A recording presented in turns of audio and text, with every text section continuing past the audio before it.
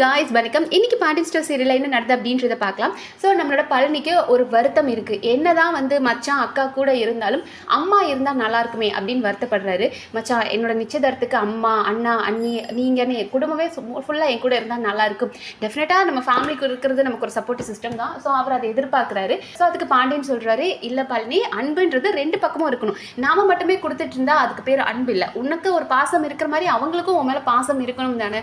அதனால் இப்போ நிச்சயத்துக்கு அவனுங்களை வர வைக்க முடியுதா இல்லைன்னு தெரியல. ஆனால் கல்யாணத்துக்கு உங்கள் அண்ணனுங்களா அண்ணி உங்கள் அம்மானு எல்லா உங்கள் குடும்பத்தையும் கண்டிப்பாக நம்ம வர வச்சிடலாம். ஆனால் நீ போய் உங்கள் அம்மாட்ட சொல்லு, நிச்சயத்துக்கு நீங்கள் கண்டிப்பாக வரணும், நாங்கள் எல்லாரும் கோமதி மச்சான் பிள்ளைங்கன்னு எல்லாரும் சொன்னோன்னு சொல்லு, உங்கள் அம்மாட்ட கண்டிப்பாக வர சொல்லு அப்படின்னு எங்கள் சார்பாக நீ சொல்லிரு பழனி அப்படின்றாங்க. பழனிக்கு ரொம்ப சந்தோஷம். ஐயோ மச்சானே அந்த வீட்டில் இருக்கவங்கள வர சொல்லிட்டாரு அப்படின்ட்டு மச்சான் உடனே ஓடி போய் நான் சொல்கிறேன் அப்படின்னு அவர் கிளம்பிட்டாரு. அடுத்ததான் ஒரு ஃபன் நடந்துட்டு இருக்கு. லைக் நம்ம அரசு இருந்துட்டு எனக்கு மருதாணி போட்டு விடுங்க அப்படின்னு.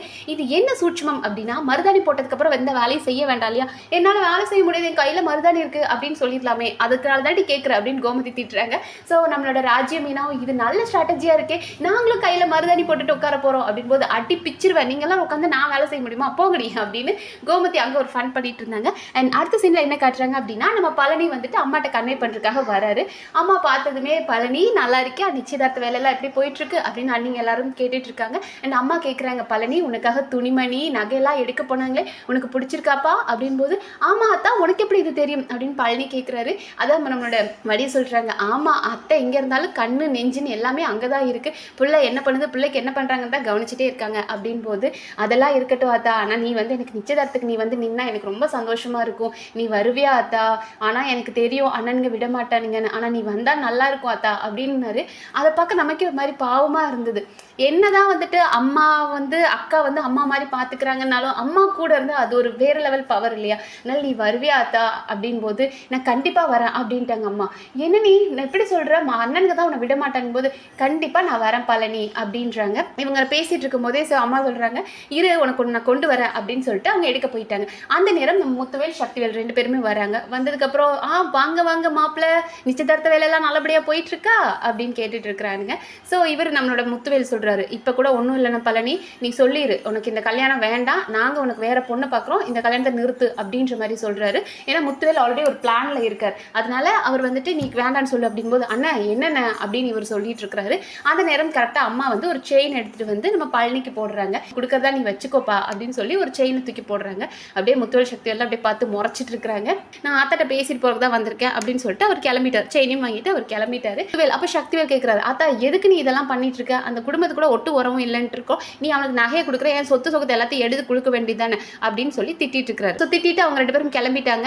அதுக்கப்புறமா வடிவு கேட்குறாங்க, அத்தை நீங்க பாட்டுக்கு கொழுந்தங்கிட்ட கல்யாணத்துக்கு வர நிச்சயத்துக்கு வரேன்னு சொல்லிட்டீங்களே, நம்ம எப்படி போக முடியும், உங்க பசங்க இப்படி இருக்கானுங்க, இவங்களை பற்றி தெரியாத நம்ம எப்படி போக முடியும் அப்படின் போது, இங்கே பாருடி நான் எப்படினாலும் என் பையனோட நிச்சயதார்த்தத்துக்கு போக தான் போகிறேன், நீங்கள் முடிஞ்சா வாங்க இல்லைனா வேண்டாம், நான் எப்படினாலும் நான் போவேன் அப்படின்ற மாதிரி அம்மா ரொம்ப ஸ்ட்ராங்காக இருக்காங்க. அடுத்த சீனில் என்ன காட்டுறாங்க அப்படின்னா, ஓகே எல்லாரும் நிச்சயத்துக்கு அடுத்த நாள் ரெடி ஆகிட்டாங்க. கோமதி எல்லாம் ரொம்ப அழகாக ரெடி ஆகிட்டாங்க. மருமகள்லாம் வராங்க. ஸோ நம்மளோட ராஜி கேட்குறாங்க, என்னத்தை சாமிக்கிட்ட என்னமோ பயங்கரமாக வேண்டிட்டு இருந்தீங்க அப்படின் போது, ஆமாம் என் மருமகளை தான் என் கோட்டு கீழே நிற்க வைக்க முடியல, வர்ற என்னோட நாத்தனாரையாவது நிற்க வைக்கலான் தான் அப்படின் போது நம்ம மீனா சொல்கிறாங்க, ஐயோ அத்தை நீங்கள் அப்படிலாம் கிடையாது, நீங்கள் அம்மாஞ்சி, உங்களாலெல்லாம் கோடி கிழிக்கவும் முடியாது அதிகாரம் பண்ணவும் முடியாது அப்படின்னு சொல்லி இவங்க எல்லாரும் பேசிக்கிட்டு இருக்காங்க. எங்கள் பசங்க யாரையுமே காணோம் அப்படின்னு பார்த்தா எல்லாரும் மேக்கப் பண்ணிட்டு இருக்காங்க பழனிக்கு. ஸோ இருங்க நான் பார்த்துட்டு வரேன் அப்படின்ட்டு ராஜி வராங்க. வந்து கதவை தட்டுறாங்க. நம்மளோட கதிர் தான், என்ன இப்போ எதுக்கு இங்கே வந்த அப்படின் போது, போடா அப்படின்ட்டு உள்ளே வராங்க. இதுப்பா ரொம்ப அழகாக ரெடி ஆகிட்டீங்களே அப்படின்னு பேசிகிட்டு இருக்கிறாங்க. அப்போ நம்மளோட சரவணன் சொல்கிறாரு, ராஜிமா மாமா பெரிய ஆள் உனக்கு தெரியுமா அப்படின்னு. என்னாச்சு ஃபோன் நம்பர், பொண்ணுக்கிட்ட ஃபோன் நம்பர் ஏதாவது வாங்கிட்டு வந்துட்டாங்களான்னு, இல்லை அதை விட பெருசு அப்படின்ற மாதிரி ஒரு கையை காமிக்கிறார். என்னது சரக்கு போடலாம், சரக்கு அடிப்பீங்களா சித்தப்பா அப்படின் போது, ஏன் சும்மா இருமா அப்படிலாம் கிடையாது, அவன் வேற ஏதோ சொல்லிட்டு இருக்கான் அப்படின்னு பார்த்தா பெரிய சாக்லேட் பொண்ணுக்கு கிஃப்ட் பண்ணுறதுக்காக வாங்கி வச்சிருக்காராம், அதை கொடுக்க போறாரு அப்படின்னு சொல்லி அவரை கலாய்ச்சிட்டு இருக்காங்க. அப்போ நம்ம சரவணன் கேட்குறாரு, மாமா எங்களை மறந்துட மாட்டே மாமா, கல்யாணம் ஆனதுக்கப்புறம் எங்களை நீ மறந்து எங்களை விட்டு போயிட மாட்டே அப்படின் போது, டே என்னடா அப்படி சொல்லிட்டீங்க, அப்படிலாம் நான் உங்களை விட்டு போக மாட்டேன்டா அப்படின் போது நம்ம கதிர் அந்த செந்தில் கேட்குறாரு, மாமா அப்போ நாங்கள் மொட்டை மாடிக்கு எப்போ கூப்பிட்டாலும் வருவியா மாமா, நாங்கள் கூப்பிட்டா இது கூட வருவதானே அப்படின் போது, யாரா அவன் கிறுக்கு பையனுவா இருக்காங்க, நீங்கள் கல்யாணம் பண்ணிட்டு நான் ஏன்டா உன் கூட மொட்டை மாடிக்கு வரணும் அப்படின் போது நம்ம செந்தில் கேட்குறாரு, என்ன மாமா இப்படி சொல்கிறீங்க, நீங்கள் எத்தனை தடவை எனக்கு போர் அடிக்குது மாடிக்கு வந்து கூப்பிட்டா நாங்கள் வந்திருக்கோம்ல அப்படின் போது, நீ கிறுக்குனா இருந்தால் நான் அப்படி இருக்க முடியுமா, கல்யாணம் பண்ணிட்டு மாடிக்கு வரணுமா போங்கடா அப்படின்றாங்க.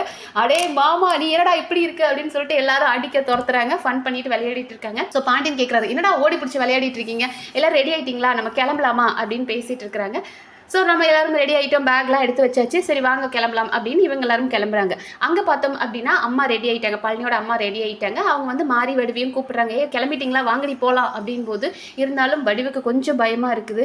அத்தை என்ன நடக்கும், உங்கள் பசங்க வந்தால் என்ன சொல்லுவாங்களோன்னு தெரியலையே அப்படின் போது மாறி சொல்கிறாங்க, அக்கா என்னக்கா பண்ணுவாங்க, நம்ம போயிட்டு வந்துடலாம், அவனுங்க வர மதியம் ஆயிரும், நம்ம அதுக்குள்ளே போயிட்டு வந்துடலாம், தெரிஞ்சிருச்சு அப்படியும் கோயிலில் யாராவது பார்த்து தெரிஞ்சிருச்சு அப்படின்னா திட்டுவாங்க, இல்லைன்னா மிஞ்சி மிஞ்சி போனால் 2 அடி அடிப்பாங்க, இவ்வளோ தானே பார்த்துக்கலாம்க்கா, அவங்களுக்கு அது பழகிருச்சு இல்லையா அப்படின்றாங்க.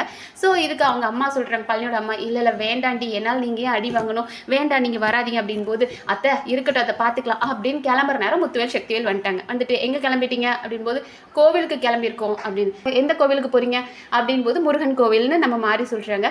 ஆனால் நான் டிராவல்ஸ்காரங்கிட்ட கேட்டதுக்கு அம்மன் கோவில்னு சொன்னானே அப்படின் போது, என்ன பொய் சொல்கிறியா, அடித்து வாயெல்லாம் உடச்சிருவேன் அப்படின்னு சக்திவேல் கோவப்படுறாரு. அப்போ அம்மா சொல்கிறாங்க, ஆமாண்டா நாங்கள் அங்கே தான் போகிறோம், பழனியோட நிச்சயதார்த்தத்துக்கு தான் போகிறோம், இப்போ உன்னால் என்னடா பண்ண முடியும் அப்படின் போது, அத்தா உனக்கு எவ்வளவு சொன்னாலும் அறிவில்லையாத்தா, அங்க போக கூடாது, அந்த குடும்பத்தோட ஒட்டு வர வச்சுக்கூடாதுன்னு சொல்லுங்க, அப்புறம் எதுக்கு நீ இதெல்லாம் பண்ணிட்டு இருக்க அப்படின்னு திட்டும்போது, இங்க பாரு அது என் புள்ள, நான் அங்க போக தான் செய்வேன் அப்படின்றாரு. அண்ட் நம்மளோட வடிவும் சொல்றாங்க, இங்க பாருங்க தம்பி, அந்த குடும்பத்துக்கும் நமக்கும் பிரச்சனை இருக்கிறது என்னமோ நீ கரெக்டு தான், ஆனால் ஒவ்வொரு பிரச்சனை வரும்போது நம்ம தம்பி தான் அங்கேயும் இங்கேயும் நடையா நடந்து பழனி தான் ஒரு பிரச்சனையை தீர்த்து வச்சிருக்கோம், அப்படிப்பட்ட பிள்ளைக்கு ஒண்ணும் போது நாங்க போகாம இருக்க முடியாது, நாங்க கண்டிப்பா போவோம் அப்படின்றாங்க.